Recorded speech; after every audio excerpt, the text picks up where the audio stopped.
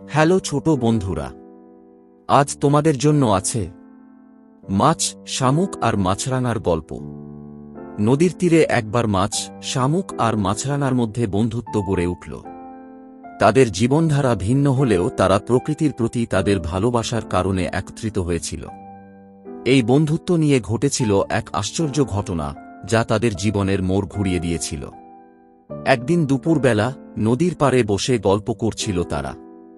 হঠাৎ মাছ বলল, আমাদের বন্ধুত্ব বেশ মজার, তবে কে কেমন সেটা জানার জন্য একটা প্রতিযোগিতা করলে কেমন হয়?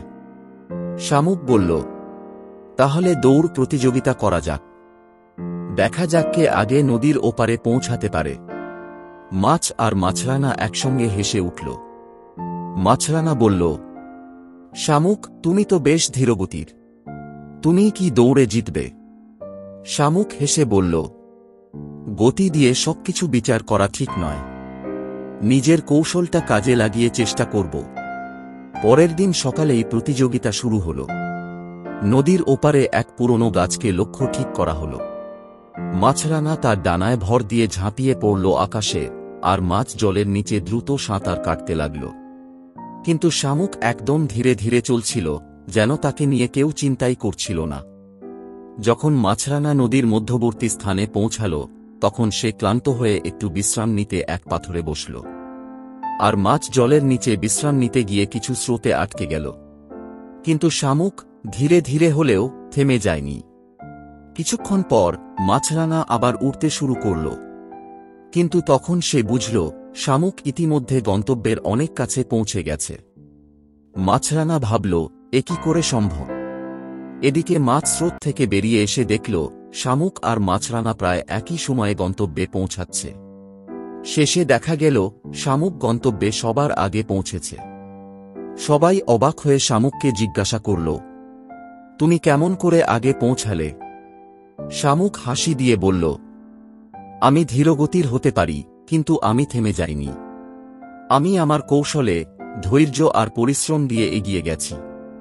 আর তুমি মাছরাঙা, বিশ্রাম করে সময় নষ্ট করেছ। আর মাছ, তুমি স্রোতে আটকে গিয়েছিলে। প্রতিযোগিতা জিততে হলে ধৈর্যই আসল বিষয়। এই ঘটনা তাদের সবার জন্যই একটি শিক্ষা হয়ে রইল।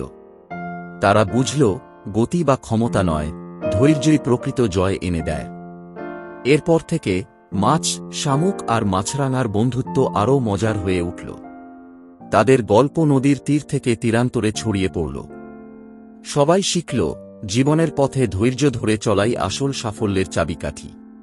চ্যানেলটি অবশ্যই সাবস্ক্রাইব করুন, কারণ আর কিছু দিনের মধ্যে আসতে চলেছে জঙ্গলের বন্ধুত্ব। জঙ্গল বুক পর্ব 9, হরিণ শাবকের বিপদ। ছোট্ট সিম্বা পর্ব 5, জলের জগৎ। পেঁচা, কাক আর খরগোশের বন্ধুত্ব।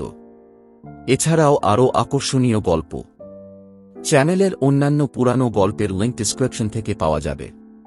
যদি কোনো বন্ধু থাকে যারা বাংলায় এই ধরনের ভিডিও দেখতে চায়, দয়া করে তাদের সাথে ভিডিওটি শেয়ার করার অনুরোধ থাকল। ভিডিওটি দেখার জন্য আপনাকে অনেক ধন্যবাদ।